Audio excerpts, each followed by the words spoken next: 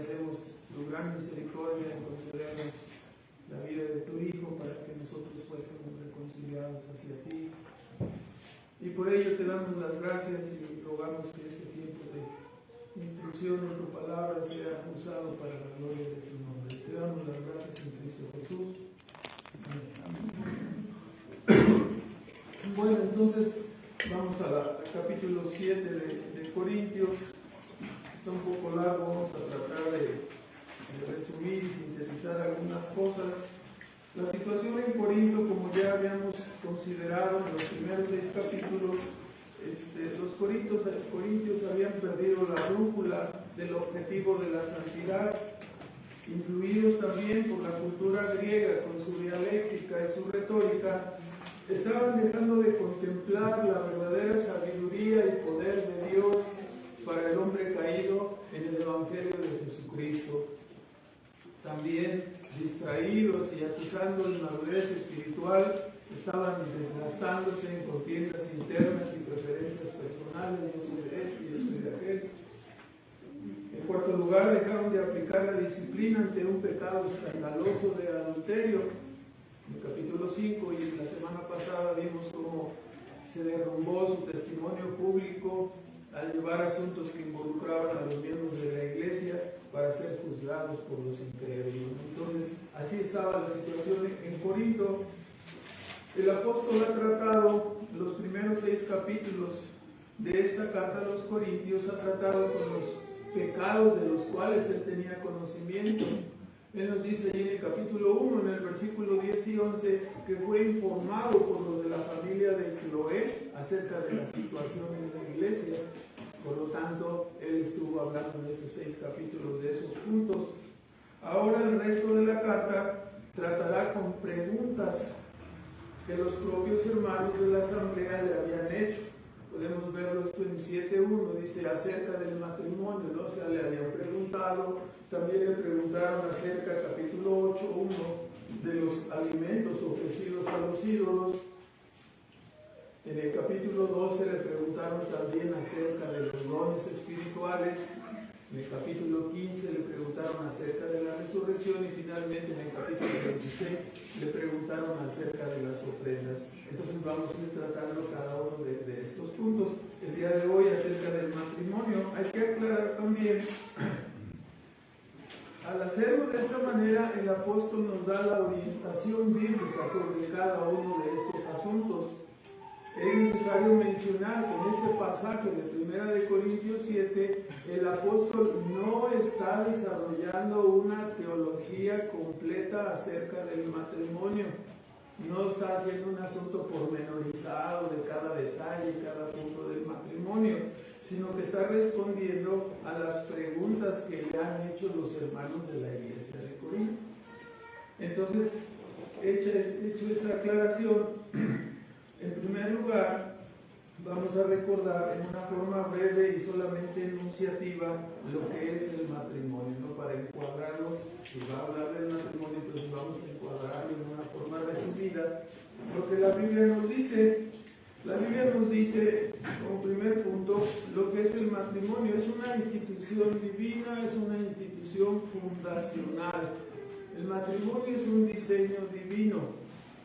Dios nos da y nos comenta en 2:18 de Génesis, dijo el Señor, no es bueno que el hombre esté solo, le haré ayuda idónea. Entonces, el matrimonio es una institución fundacional, no la inventaron los hombres.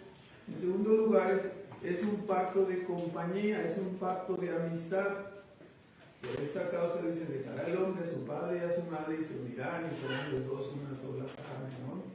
Después, los deberes de los cónyuges son, el varón debe ejercer un liderazgo de amor, un liderazgo sacrificial es la idea, ¿no? La esposa es llamada a la sumisión y a la obediencia, está señalada para ser ayuda idónea en el matrimonio.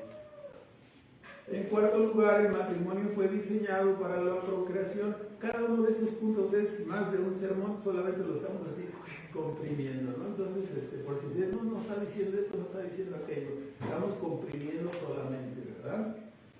Entonces, el matrimonio fue diseñado para la procreación. Y creo que los chinos lo tomaron muy en serio, ¿verdad? Pero y también para el disfrute y la comunión de la pareja.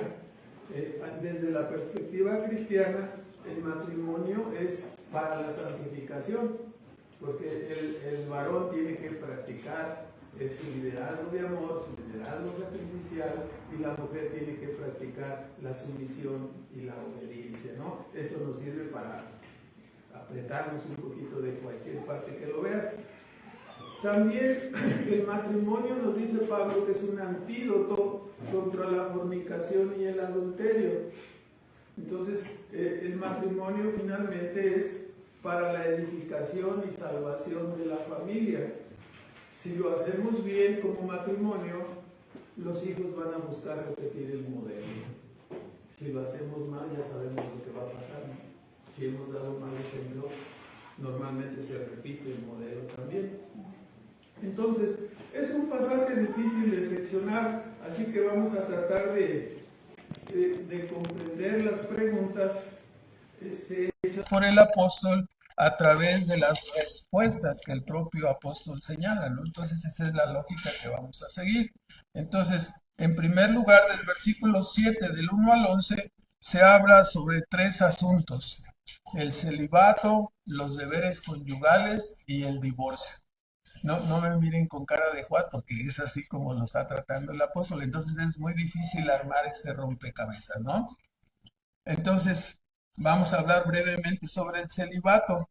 Es factible que la pregunta que rondara en la mente de los discípulos en Corinto era: ¿es el celibato, que quiere decir permanecer como soltero o soltera, es el celibato una condición espiritual mejor a la del matrimonio? Dinos, Pablo, por favor, ¿qué es mejor?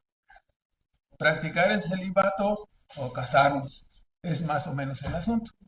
Entonces, el apóstol responde a esta pregunta señalando que sí, pero en parte, porque no da toda la explicación.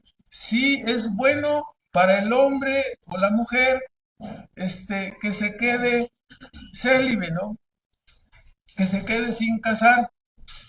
Pero del versículo 7 al 9, si nos vamos otra vez ahí en 1 de Corintios, nos indica, ¿no? Es positivo si te quedas sin casar, y dice el apóstol: quisiera que todos los hombres fuesen como yo, pero cada uno tiene su propio don de Dios, uno la verdad de un modo y otro de otro. Digo pues a los solteros y a las viudas que bueno les fuera quedarse como yo. Pero si no tienen el don de continencia, ese es el punto, ¿verdad? Si no tienen el don de continencia, entonces cásense, porque es mejor casarse que estarse quemando. Cuando la persona tiene el don de continencia, trátese de solteros o solteras o viudos, pero si la persona no tiene ese don, entonces es mejor que se case, para que no se esté quemando, es decir, por el apetito sexual insatisfecho se va a estar quemando, ¿no? Con el deseo de tener una compañera o un compañero. Entonces, para que eso no le ocurra, pues mejor cásese. Eso es lo que está diciendo el apóstol. Entonces, te puedes quedar solito o solita si tienes el don. Si no lo tienes, entonces mejor cásate, ¿sí? Ahora, casi lo normal es que tanto el hombre como la mujer, es que, hermanos, que no tengamos el don de continencia, sino que tenemos el deseo sexual. Tanto el hombre como la mujer, eso es lo más normal. Eso es la normalidad. Entonces dice Pablo: si tal es el caso, que la persona, hombre o mujer, está así, que no tiene el don, entonces que se casen a fin de evitar la fornicación o el adulterio, dice versículo 2, que se casen entonces, para que no se estén quemando con el deseo insatisfecho. Debemos señalar entonces que la recomendación es así: si tienes el don de continencia, entonces puedes permanecer así solo, sin ningún problema, ¿sí? No vas a estar ansioso o ansiosa por una situación personal de un deseo sexual insatisfecho, ¿verdad? Pero si no tienes el don, el apóstol Pablo te dice: mejor cásate, para que no te estés quemando, para que no te estés, se convierte como en un martirio, ¿no? Entonces, debemos señalar entonces que el celibato por sí mismo no te hace mejor espiritualmente que otro. Es decir, si tú dices, yo tengo el don de continencia, yo soy mejor que ustedes porque ustedes no tienen, o sea, no, en ese sentido el don de continencia no te añade ni te quita espiritualmente, sino que te ayuda en forma personal. ¿Sí? Y si tengo el don de continencia, puedo permanecer así. Y todo el objetivo lo va a decir enseguida, ¿no? Para poder servir, para poder trabajar, para poder estar en la obra esforzándome. Ese es el punto crucial, ¿no? Lo que el apóstol tiene en mente. Sería tanto como decir, o sea, si decimos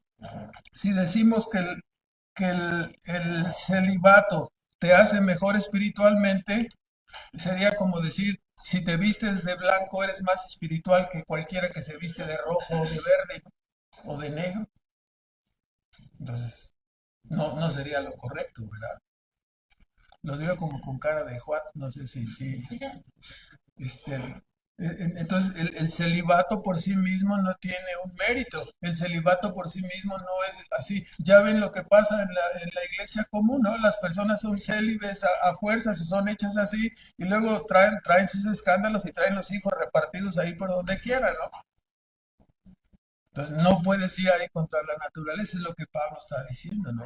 Si tú tienes el don, pues entonces de continencia, pues quédate sin casar, permanece así soltero o permanece así como está, ¿no? Entonces, pero si lo tienes el don, no empieces a caminar así como en la plaza de toros, ¿no? Ustedes no tienen el don, este, no, o sea, no es tampoco para jactarse, ¿no? Es un don de Dios.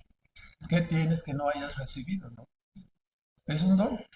Entonces, del versículo 3 a 6, el apóstol nos habla del apetito sexual en el hombre y la mujer y nos dice que son normales, Dios nos los ha concedido, por lo cual tanto el marido como la mujer, si tienen ese don, si tienen ese apetito sexual, es normal, no es nada pecaminoso.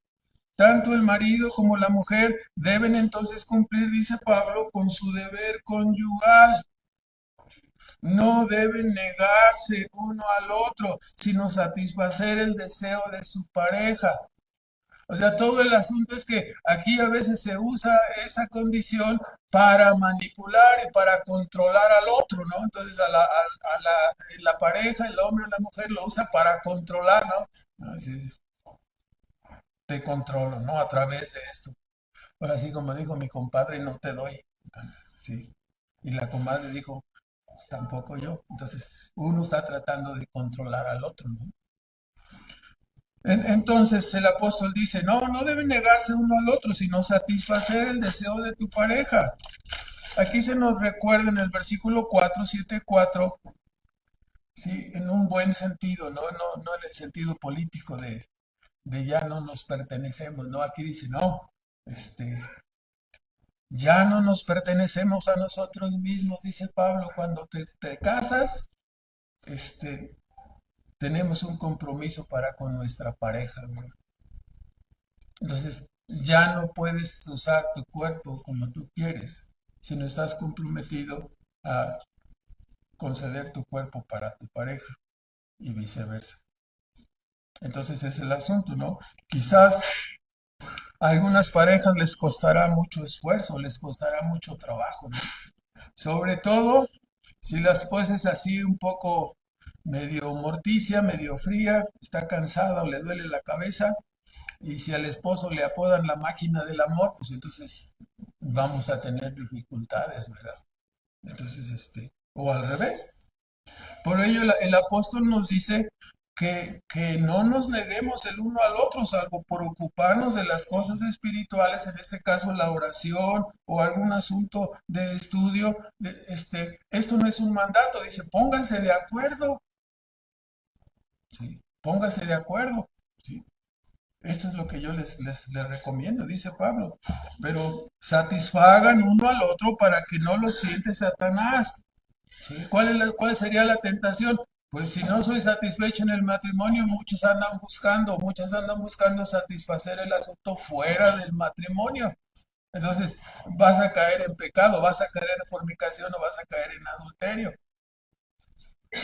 Entonces, en ese sentido tienta a Satanás, ¿no? Y claro, usa toda la corriente del mundo, todo el sistema del mundo caído para hacer tropezar a las personas, ¿no? En el versículo 10 y 11, este, Pablo trata con la pregunta acerca del divorcio, ¿no? Es decir, si es lícito o no el divorcio, si es correcto divorciarse.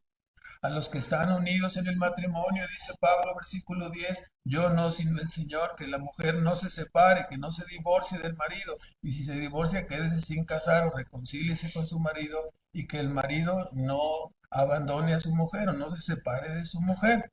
En ese sentido, el apóstol está contestando esta pregunta, ¿no? Acerca del divorcio.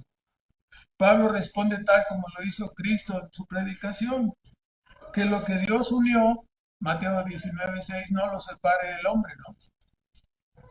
Sí, salvo por causa de fornicación, salvo por causa de adulterio, dijo Cristo, este, la persona, si es por esa causa, entonces puede separarse, dice. Pero el asunto es que a veces hay pleitos, egoísmos hay asuntos de esa naturaleza que deberían o podrían ser perdonados y el matrimonio debería continuar. Pero cuando la persona no tiene la voluntad o la disposición para humillarse, para arrepentirse, entonces sucede un choque, ¿no? Es ahí cuando ya se aplica, ¿no? Si se separan así, porque tú me caes gordo, pues tú me caes más. Y sí, pues los dos nos caemos gordos, entonces cada quien agarra su camino y se divorcian y se casan con otro. Entonces el que se casa con el uno, con la otra, que dice la escritura, que dijo Cristo, adultera. ¿Me explico? Entonces, salvo por causa de fornicación o adulterio, dijo Cristo, y esto en el caso de que no haya reconciliación y perdón. Hermanos, siempre será mejor, aunque los pecados sean graves, siempre será mejor la humillación, la reconciliación y el perdón para continuar, ¿no? Si esto no es factible, entonces, bueno, a veces puede haber ocurrencias, a veces ha habido casos, ¿no? Donde la persona se separa, dice, ¿pero qué? ¿Cometió adulterio tu pareja o qué? No, no, pero cada que nos enojamos saca la pistola y me la pone en la cabeza aquí, ya no sé si va a disparar o no. Bueno, es una cuestión de vida, hermanos. O sea, no puedes estar soportando el maltrato de esa manera, ¿verdad? Entonces, aunque no hay adulterio y no hay fornicación, es obvio que la preservación de la vida, sí, tiene que darse, ¿no? Entonces, porque algunos ven, no, en forma así recta, y no, aquí dice que solamente por esto y solamente por eso, no, hermanos, tenemos que entender, ¿sí? Aunque te mate, no dice la escritura así, ¿verdad? No dice así. Entonces, siempre será mejor la reconciliación y el perdón. ¿Por qué? Porque, por ejemplo, cuando hay hijos, siempre va a ser un conflicto muy, muy grande, ¿verdad? Porque los hijos van a ser llevados de un lado a otro, luego se van a volver a casar en algunos casos y después los hijos van a andar en un lado y en otro y luego hay tragedias porque se juntan los hijos de uno con los hijos del otro divorciado y siempre es un grave conflicto, ¿no? Entonces, por esas razones, si nos preguntan, siempre diremos eso, ¿no? Pues mejor humíllate y reconcíliate. Si no lo quieres hacer o no lo puedes hacer o ya no es factible, bueno, entonces sepárese de la persona, ¿no? Así dice también en 1 Corintios 7:39, casi al final, dice, la mujer casada está ligada por la ley mientras su marido vive, pero si su marido muriere, libre es para casarse con quien quiera con tal que sea en el Señor. Entonces, el matrimonio es para siempre.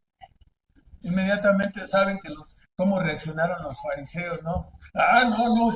No, entonces no conviene casarse si es a fuerza, si para toda la vida, no. ¿Por qué? Porque estaban acostumbrados, habían pervertido el mandamiento, ¿no? Ay, no, esa tiene algún defecto, carta de repudio, ¿no? Ay, no tiene las orejas muy grandotas, carta de repudio, ¿no? Sí. Le huelen los pies, carta de repudio, ¿no? Entonces, o sea, por cualquier cosa, carta de repudio. Entonces, no, no era así, ¿verdad? Entonces lo habían tomado simplemente como un mero formalismo, ¿no?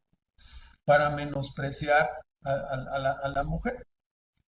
Entonces, por eso el apóstol está diciendo, ¿no? El matrimonio es para toda la vida, ¿no? Si la pareja muriere, entonces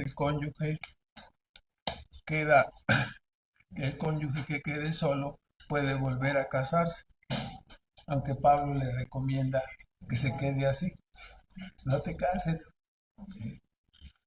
Algunos dicen, si fuiste a la guerra y ahorita tienes oportunidad de ya no ir, ya no vayas. Así, no, que si quieres ir a la guerra, ¿no? Suponiendo que el matrimonio haya sido así, ¿no? Para el apóstol, el matrimonio dice que es para siempre. Si te separas por cualquier causa, el apóstol manda que ya no te cases, ¿no? Muchas veces hemos cometido errores, ¿no? Antes de conocer el Evangelio, ya traemos una larga fila de cruces ahí, una larga fila de conflictos o problemas anteriores, ¿no? Que ya no se pueden enderezar. Hermanos, lo único que podemos hacer, decir al respecto es que hay perdón en Jesús, lo acabamos de cantar. Hay salvación, hay perdón en Cristo, ¿no? La sangre de Cristo nos limpia de todo pecado, ¿no? Pueden haber sido horribles los pecados que cometimos, que todos son horribles, pero hay perdón en Cristo y es hermoso y maravilloso el perdón. Te limpia, te santifica, te lava interiormente, te da un nuevo propósito de vida. Es maravilloso. Entonces, a veces traemos cosas de atrás que ya no podemos cambiar. Entonces, ¿qué vamos a hacer? No estoy destinado a ser amargado toda la vida. No, hermanos, hay perdón en Cristo, hay humillación y podemos pedirle a Dios perdón precisamente por los pecados y las acciones pasadas. Ya no podemos remediarlo, entonces pudiera haber hasta daños de otra naturaleza, ¿no? Pero ya no podemos cambiar el pasado, hermanos. Lo único que nos queda es humillarnos, pedir perdón y seguir adelante, ¿no? La sangre de Cristo nos limpia de todo pecado. Ahora, Primera de Corintios 7 del 12 al 24. Aquí el apóstol se dirige a los creyentes casados con inconversos. Parece que la pregunta aquí sería, Pablo, este, debemos seguir casados tengo a este varón inconverso, mi esposa es inconversa y yo ya soy de Cristo, pero él es inconverso o ella es inconversa. Y que está haciendo la pregunta como que estaba esperando decir, no, entonces déjala, no te contamines, ¿no? Eso es lo que algunos hubieran querido que contestara Pablo, ¿no? ¿Debemos seguir casados cuando nuestra pareja es inconversa? O sea, se casaron como inconversos, en el trayecto uno se convierte y el otro no. Ese es el pretexto ideal para separarnos de la persona. No, hermanos, no. Quizás algunos habían encontrado en ese punto la oportunidad para dejar a su pareja incómoda, ¿verdad? Pero el apóstol responde considerando que en tal situación, que tú seas llamado y tu pareja quede como inconverso o inconversa, ¿será el momento para separarse? Pablo dice que no. Si la pareja consiente en continuar así la relación, entonces no hay razón para la separación. Sin embargo, muchas veces cuando uno de los dos es llamado por Dios, hay parejas que el matrimonio se torna violento, inseguro y que le hacen prácticamente la vida imposible al hombre o a la mujer, ¿no? Entonces, en tal caso, dice el versículo 15, ¿no? Nos dice ahí, pero si el incrédulo se separa, pues sepárese. Si él no quiere seguir, pues si ella no quiere seguir, porque no está el hermano o la hermana sujeto a servidumbre en semejante caso, sino que a paz nos llamó Dios, ¿no? Entonces, si la pareja inconversa toma pretexto ahí para separarse, para divorciarse, bueno, pues entonces que se separe, dice Pablo. No estás obligado a, si es un martirio, nos habla como una guerra, un martirio, ya algunos de los que están solteros están así temblando, ¿no? Con sus manos, ay, sí, que no me pase esto, ¿no? Entonces, que se separen, ¿no? Es lo que dice Pablo. Sí, la situación es así. En el versículo 14, el apóstol señala que tanto la pareja inconversa y los hijos inconversos, o sea, el asunto es, si puede seguir, hay que seguir. ¿Por qué? Porque cuando hay una influencia del evangelio, sea por parte de la esposa o sea por parte del esposo, en la familia, en los hijos y en el que es inconverso, dice que el esposo o la esposa santifican a su pareja y santifican también a sus hijos. ¿En cuál sentido, hermanos? En que son sal y luz ahí en medio de su familia, en que son una influencia. ¿Qué sabes si quizás tu esposo, tu esposa va a ser salvo a través de esa influencia? ¿Qué sabes tú si de esta manera tus hijos alcanzarán Dios lo tiene preparado así para salvar a alguno de tus hijos o a tus hijos? Entonces, pero tú te separas, ya echaste a perder el asunto, ¿no? Muchas personas siempre están metiéndose en el asunto de si podemos cambiar el destino, ¿no? Pues, hermano, cometemos errores y cambiamos las cosas por no aguantar, por no esperar, por no saber, por ignorar, porque éramos inconversos, por muchas razones, ¿verdad? Pero si ahora lo entendemos, bueno, si la persona quiere continuar, el esposo o la esposa, entonces no te separes. ¿Por qué razón? Porque a través de ello vas a santificar a la parte inconversa y a tus hijos. Va a haber la oportunidad para que ellos sean alcanzados, para que ellos tengan la influencia del Evangelio de parte del creyente en esa unidad, en esa unión. Por lo tanto, el hecho de que la pareja sea inconversa no debe ser tomado como pretexto para separarse. Más bien debemos estar conscientes que nuestro buen testimonio puede ser usado por Dios para atraer a la fe a nuestra pareja inconversa y a nuestros hijos. Eso es lo que debíamos pedir, ¿no? Dios te colocó en esa posición, pues ese es el punto. A esto se refiere el apóstol cuando dice que el marido incrédulo es santificado o la esposa es santificada si es el esposo el que es creyente, ¿no? Esta santificación se refiere entonces a la influencia que la parte inconversa de la relación recibe por parte del que es el creyente, ¿no? Igualmente los hijos de creyentes son santificados por esa misma influencia de sus padres.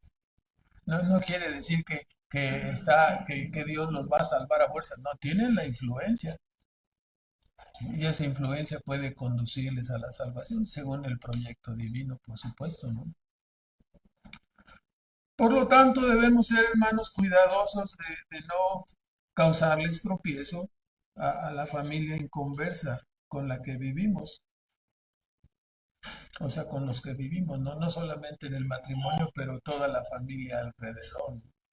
Debemos tener cuidado de eso. La salvación no cambia la relación legal del matrimonio, más bien resulta o debe resultar en un plus por el buen testimonio de la parte convertida del matrimonio. Debe ser un plus.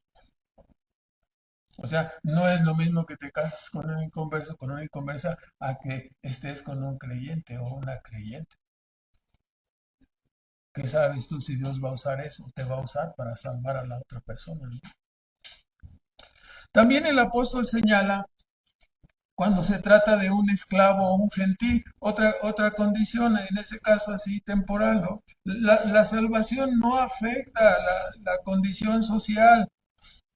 Si en aquel tiempo, ¿no? Si eres esclavo, si eres gentil y no judío, tan solo que el esclavo dice, si tú eres esclavo y así te alcanzó el Señor y eres alcanzado por la gracia, tus pecados son perdonados y eres salvado por la gracia, o sea, si puedes ser libre, tienes para pagar o te ayudan o lo que sea, pues, sé libre, no, va a ser positivo, pero ya eres liberto del Señor al ser salvado. Tu posición, aunque sea una posición difícil en este mundo temporal, debe ser sobrellevada, ¿no? Sobre todo si tú ya eres un creyente. Eso te ubica por encima de todas las situaciones temporales, aún las más difíciles que pudieras tú considerar, como es el caso de la esclavitud, ¿no? Te pone por encima de ello, ¿no? La salvación te eleva por encima de tu condición temporal, porque el ser esclavo es algo temporal y la salvación es eterna. En el caso del gentil, no es necesario que sea circuncidado para confirmar su salvación, ¿no? El apóstol dice, fuiste llamado siendo incircunciso, pues quédate así. En Gálatas 6:15, el apóstol Pablo, hemos tratado este tema en otras ocasiones, ¿no? En Cristo Jesús ni la circuncisión vale algo, ni la incircuncisión, sino ¿qué cosa? La nueva criatura, el hecho de estar en Cristo, eso es lo que cuenta. ¿Sí? No importa si eres gentil o eres judío. Vamos que no, algunos los engañan, no, así como engañaron a los de Galacia, ¿no? Estás bien, dice, pero estás bien en ser creyente en Cristo, pero te falta circuncidarte. No estás completo todavía. ¿En serio? Sí, sí, si te circuncidas vas a ser más espiritual. Entonces, sí, sí. Hoy preguntarían, ¿y como cuánto cuesta eso, verdad? Entonces, no era, así sería el asunto, ¿no? Pero, hermano, la circuncisión no te hace ni más ni menos espiritual. El que es judío no es el que lo es en el exterior, sino que es en lo interior. Y la circuncisión es la del corazón, no de un pedazo de carne. Es lo que dice la escritura, ¿no? Ahora, en el versículo 24 nos dice el apóstol, cada uno, hermanos, en el estado en que fue llamado, así permanezca para con Dios. Es maravilloso entender que la salvación nos eleva por encima de cualquier condición temporal, ¿no? Adversa o difícil. Cualquiera que sea nuestra condición temporal, sea esclavitud, sea pobreza, sea alguna discapacidad, todo ello es temporal. Y el futuro glorioso que nos espera supera con creces la debilidad o infortunio de nuestra condición terrenal.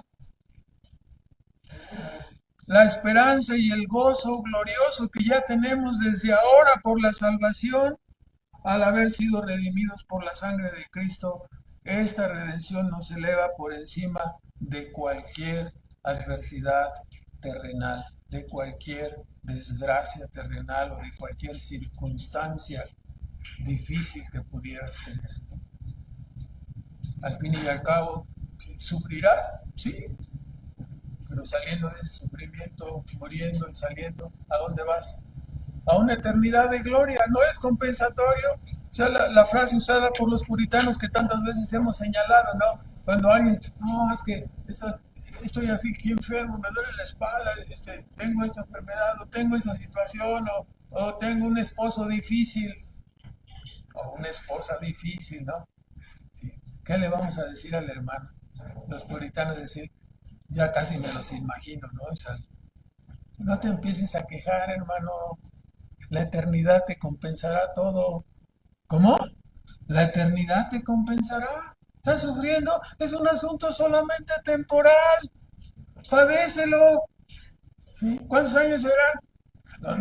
Los más robustos, dice el Salmo, que viven 80 años, ¿no? Aquí hemos conocido personas que viven más de 100. Solo será 100 años, de un poquito más de 100 años.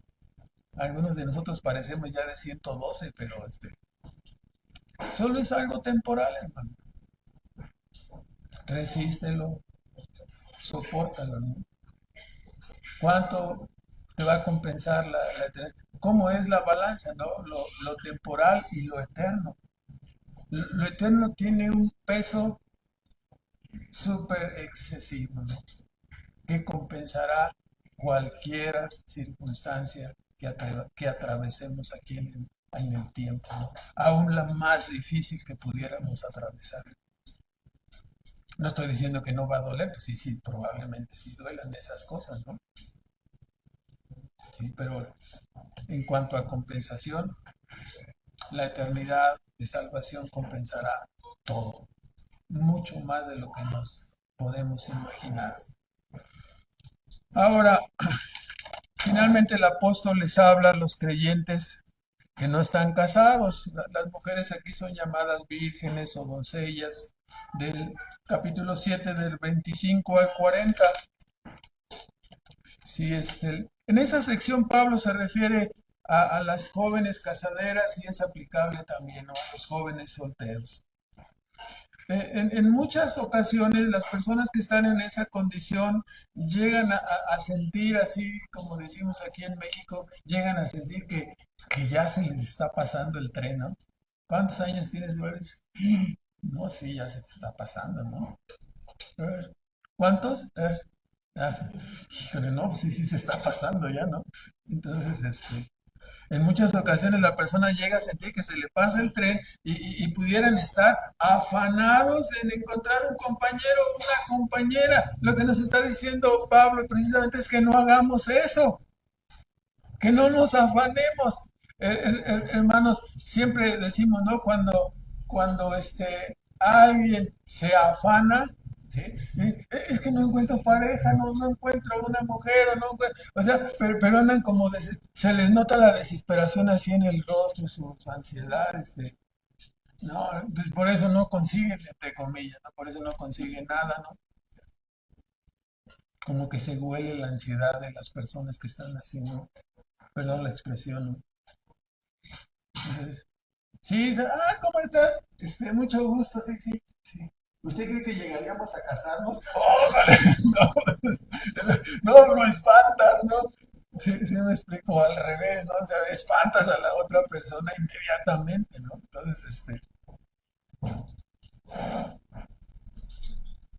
Entonces, no se apresuren. Dice la escritura en el versículo 27 y 28, estás ligado a mujer, no procures soltarte. Estás libre de mujer, no procures casarte. Dice, mas también si te casas, no pecas. Y si la doncella se casa, no peca. Pero los tales tendrán aflicción de la carne y dice Pablo, yo os lo quisiera evitar. O sea, a veces los matrimonios se pueden convertir un tanto aflictivos, ¿no? Entonces, llega a doler el estómago, a ver qué hablen los casados. Sí. Llega a doler la cabeza. Sí. Llega a sentirse que ya no puedo más. Sí. Ya no la aguanto. Ya no lo aguanto. ¿Nunca llegó a suceder en su matrimonio? No se agachen, no se hagan para una, esquivan la mirada y dicen, no, no, no. No, hermanos, suceden, son cuestiones que suceden en todos los matrimonios, ¿no? Entonces, no se apresuren a tomar una decisión, no se apresuren, es lo que dice el apóstol. Si estás afanado, te vas a equivocar, ¿no? Sí. Yo siento que aquel chaparro gordo feo que viene ahí soltero, deja de acomodar. No, no te apresures, ¿no? Deja que lo conozcas, deja que. ¿Sí me explico? Entonces, si ves igual un príncipe así, ¿no? Es como me lo recetó el doctor, ¿no? Pues, entonces ya estás actuando de otra manera, ¿no? No te apresures. Si te casas o quedas en soltería, el apóstol Pablo dice, es tan solo un asunto temporal. Versículo 29 y 31. Por esto digo, hermanos, que el tiempo es corto, resta pues, o sea, a algunos les da risa, ¿no? Hermanos, yo tengo 67 años, pero todavía me acuerdo cuando tenía 5 o 6 años y ha sido así rapidísimo el tiempo, ¿no?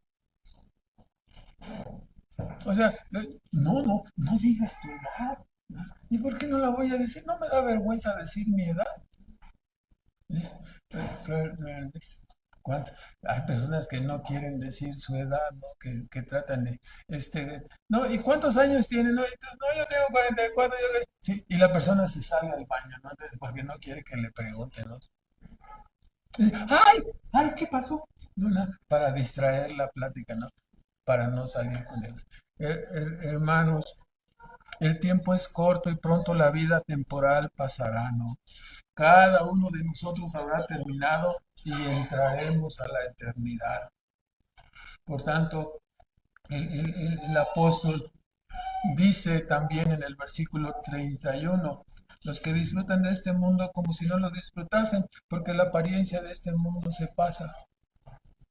Finalmente, si te casas, en lugar de quedar soltero o soltera, el apóstol Pablo dice, aumentarás tu aflicción. ¿Por qué? Porque aumentará tu responsabilidad, te aumentarán las preocupaciones. Si nunca te había dolido la cabeza, ten un hijo o dos y te va a doler la cabeza, seguro.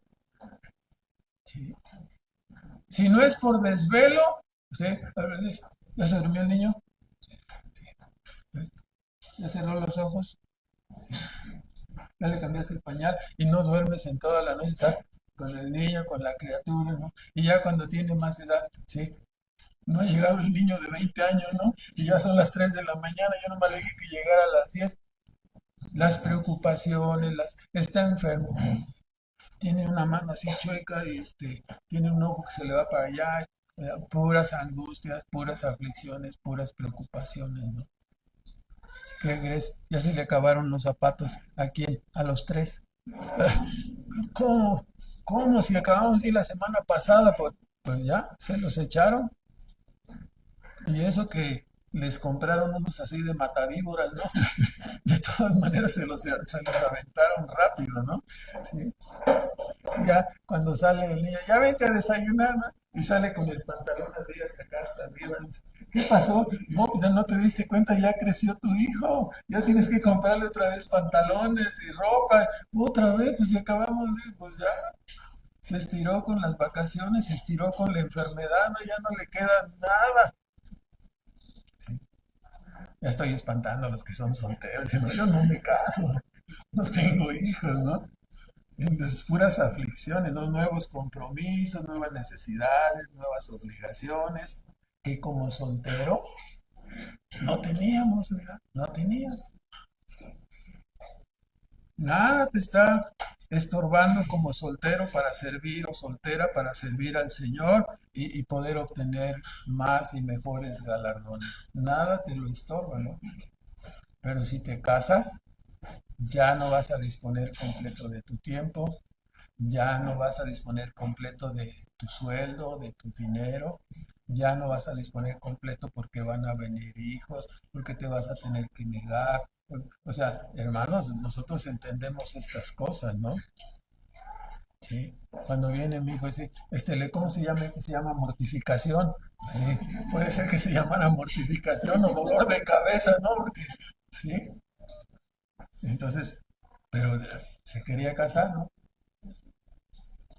Dice, ¿qué tienes? No, pues me duele la cabeza porque es que no he dormido. ¿Por qué? Pues me casé, ¿no? Ya tengo uno, dos, tres hijos y va creciendo la preocupación, la angustia, los gastos, la responsabilidad. Y Pablo dice, no, es mejor que te quedes soltero o soltera. Si es así, ¿no? Te quiero evitar la aflicción, pero si tú quieres, a ver, dígale a alguien que tiene el apetito sexual, ¿no? Que es un joven, y no, no te casas, no, no, sí me caso, no, no, sí, ¿cómo que no? ¿Sí? Entonces, si te casas, seas hombre o mujer, además de tu quehacer del Señor, tendrás otras múltiples responsabilidades y cosas por las que esforzarte, ¿no? Tu marido, tu esposa, tus hijos, buscar casa, buscar escuelas, ropa, comida, trabajo, descanso, distracciones, vacaciones, y sígale agregando todo lo demás que quieran. Si permaneces soltero o soltera, dispondrás totalmente de tu tiempo, nada te va a estorbar para servir a Dios, ¿no? Ya sabemos, ¿no? El ejemplo que siempre pone el hermano Omar, cuando las personas, hermanos, para los pastores es un poco aflictivo el hecho de que a veces hay este, hermanos que no pueden trabajar, que no pueden esforzarse porque tienen, trabajar en la iglesia me refiero porque tienen compromisos del trabajo, ¿no? Entonces, no, hermano, ahora que me jubile, ¿no? Sí, sí. Y luego ya llega la jubilación, ¿sí? llega la jubilación y dice, bueno, ahora sí ya llegó el tiempo de que la persona pueda hacer, ya no tiene ningún estorbo, ya le dieron su pensión, ya va a trabajar, ya se va a esforzar, así el asunto, ¿no? Entonces, y luego llega el domingo siguiente, ¿qué creen, hermanos? ¿Qué creen? Acabo de conseguir trabajo. Pues no que querías servir, no que, o sea, y te comprometes otra vez, ya no tienes necesidad, ya no deberías, ya para qué, ya estás acomodado, ahí vas otra vez. Entonces, ¿cuándo vas a servir a Dios? Nunca, exactamente. Entonces, si te casas, te ocuparás en muchas otras cosas, ¿no? 33 cosas del mundo. El casado tiene cuidado de las cosas del mundo, de cómo agradar a su mujer. Entonces, los pastores nos llegamos a desesperar con las personas que están esperando, así como decía, jubilarse para servir a Dios y luego se jubila y te llega con la gran noticia de que ya encontró otro trabajo, ¿no? Hay un dicho que dice en el mundo que cada quien habla como le va en la guerra, ¿no? Entonces, ya hemos enfatizado mucho el comentario del apóstol en el sentido de quedarnos como estamos, pero también tenemos que dar la contraparte en cuanto al matrimonio, ¿no?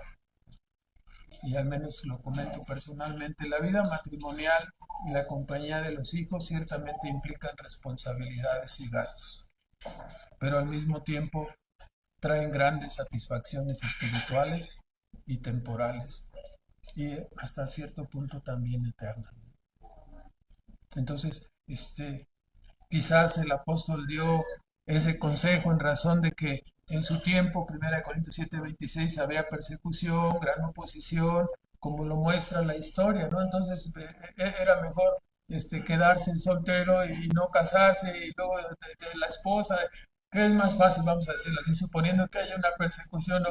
Que corras tú solito y te escondas y te vayas y escapes, o que traes a tu esposa y si está embarazada y tienes un hijo cargado, otro así, y la esposa, y, sí, no, los van a alcanzar en la persecución, ¿no? Entonces, simplemente por el apremio, sería mejor estar solo, ¿no? Entonces, pero hay que decirlo, ¿no? En el matrimonio también hay que hablar bien en ese sentido, hay grandes satisfacciones espirituales y temporales, ¿no? Creo que podemos resumir el asunto con aquella antigua frase de que el matrimonio y mortaja del cielo baja, ¿no? Es lo que decían en la antigüedad.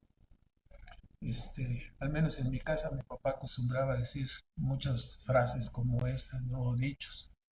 Y entonces por eso dice el apóstol, no te afanes, te va a llegar tu tiempo, te va a llegar tu momento. Si te afanas, te vas a amargar la vida, te vas a afanar y vas a estar preocupado, inquieto, y vas a, vas a oler, no te van a oler que andas buscando pareja como a 3 cuadras, ¿no? Entonces, pues, le van a dar la vuelta.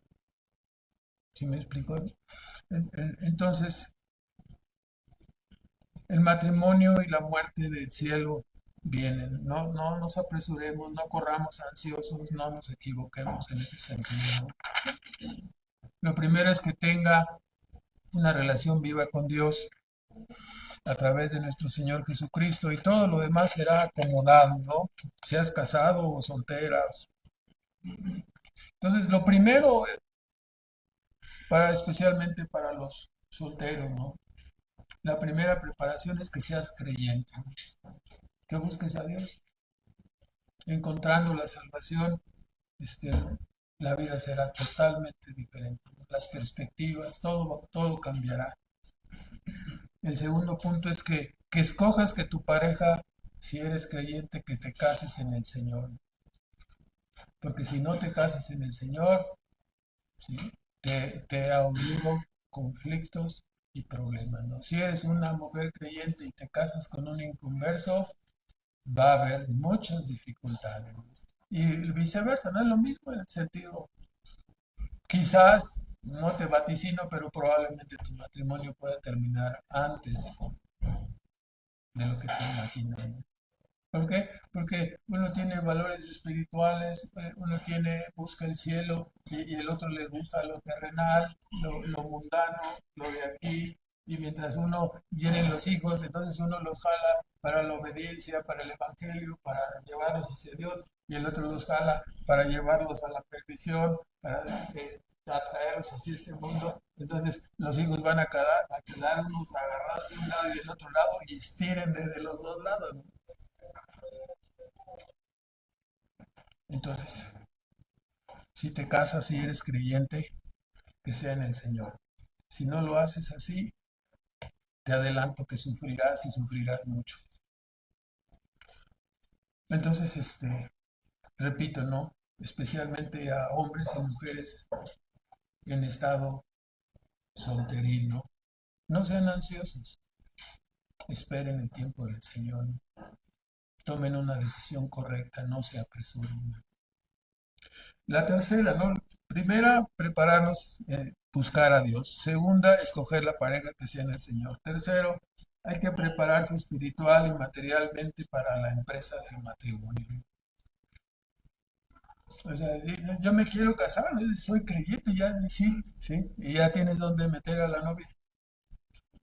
Y ya tiene lo necesario para el sustento. No, no, con dos que se quieran, con uno que coma basta, no, hermano, eso no va a funcionar, ¿verdad? Normalmente los dos comemos, ¿verdad? Y cuando vienen, los demás que vienen también comen y bastante, ¿verdad?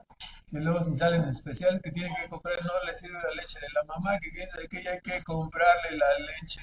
¿Cuánto vale? No, vale 800 pesos la lata. Ah, no, no, yo compro la lata, ¿no? Y ya la semana, ya se acabó la lata.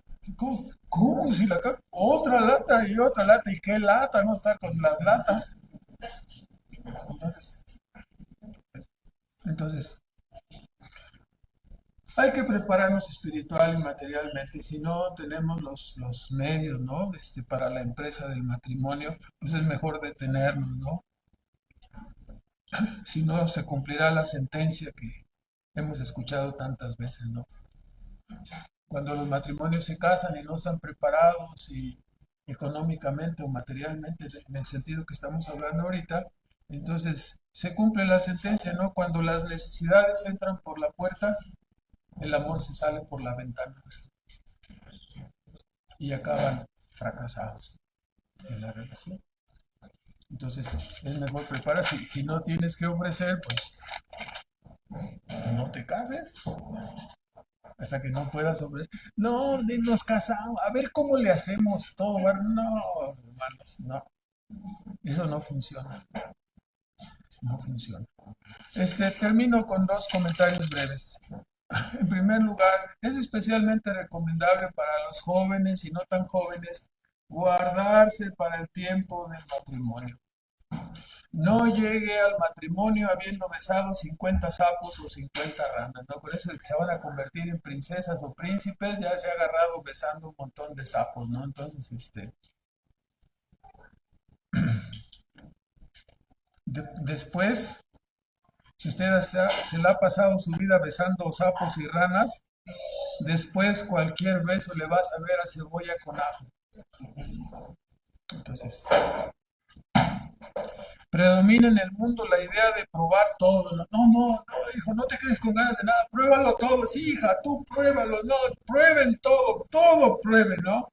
Y en el mundo predomina esta idea, ¿no? De experimentar, lo cual en este caso no les resultará para bien a ninguno.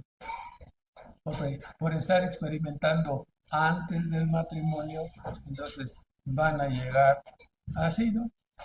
Todo les va a saber a ajo con cebolla, ¿no? Y no les resultará para bien. Imagínense, ¿no? El que ya está casado, ¿no? Está gozando, creo que besaba mejor Petronila, ¿no? Entonces, no, Camila, no, otras 40, ¿no? O otros 40. O sea, hay que guardarse mejor, ¿no? Entonces, Jóvenes, hombres y mujeres, guárdense para su pareja. No anden besando a todos los sapos y a todas las ranas que conozcan. Sean sabios para escoger su compañero, su compañera de pacto, ¿no? Se puede probar el agua, si es de Jamaica o de limón. Se pueden probar los dulces. Se pueden probar los tamales. Pero el compañero, la compañera de pacto es único. Hay que guardarse para ellos, para el esposo, para lo que va a ser la esposa. En segundo lugar, el apóstol nos recomienda que seamos cuidadosos con nuestra manera de vivir en nuestra familia inconversa, ¿no? No hemos de menospreciarlos. Ay, es que estos son inconversos, ¿no? O sea, sí, mucho menos, ¿no? Ay, son de la religión común, ¿no? Esto está muy para nada. Entonces, debemos ser cuidadosos, no hemos de menospreciar o juzgar con dureza a los que no son creyentes, más bien debemos, a nuestra familia que no es creyente, más bien debemos procurar ser un buen testimonio, recordando que así como ellos, nosotros estuvimos un día inconversos y otros oraron y otros buscaron nuestra salvación. No llegamos así fácil, hermanos. Ni siquiera sabemos cuántas personas estuvieron orando por nosotros, cuántas iglesias estaban orando por la salvación. Siempre oramos, Señor, trae a tus escogidos, Señor, trae a aquellos que tú escogiste desde antes de la fundación del mundo. Te rogamos por estos, que los traigas, que vengan, que sean conducidos providencialmente a tu casa, para que sean encontrados, hallados en Cristo. Todas las iglesias oramos así por las personas inconversas. Y Dios responde las oraciones, ¿no? Aquí estamos cada uno de nosotros. Fuimos traídos por eso. Otros oraron y otros se preocuparon por nosotros, ¿no? Sin conocernos. Entonces, por lo tanto, seamos como Pablo dijo, ¿no? Que no tengamos una piel muy hipersensible, sino que más bien podamos decir junto con Pablo, ¿no? Todo lo soporto por amor de los escogidos, ¿no? Soy capaz de soportar todo por amor de los escogidos, para que ellos alcancen la salvación para la cual Dios nos predestinó. Y finalmente, seamos pacientes en las decisiones importantes, ¿no? Los que son solteros o están en la condición solteril para casarse, sean pacientes para tomar la decisión, no se apresuren, ¿no? Vamos a orar, hermanos. Nuestro Padre Celestial, agradecemos en esta mañana por tu palabra, Señor. Agradecemos que nos concedes poder escudriñar y meditar en todos estos asuntos de vital importancia para cada uno de nosotros, Señor, y pedimos que tu palabra haga su obra en nuestras vidas, Señor, siga moldeándonos en la imagen y semejanza de Cristo, Señor. Necesitamos tanto la gracia tuya, Padre, para ser moldeados a la imagen perfecta de tu Hijo Jesucristo. Rogamos, Padre, que sigas obrando en cada vida. Rogamos que obres en aquellos que aún no son salvos, que toques sus corazones, que les alcances con tu verdad. Y pedimos, Padre, que tú bendigas y prosperes tu obra en medio de nosotros, Padre. Reiteramos nuestro agradecimiento, nuestro amor a ti, Señor, y nuestro deseo, Señor, de ser guiados y gobernados por tu palabra, Señor. Ayúdanos en todas estas cosas y que tus propósitos sean cumplidos en la vida de cada uno de nosotros. Te lo pedimos, Padre, en el nombre de Cristo Jesús, dándote las gracias.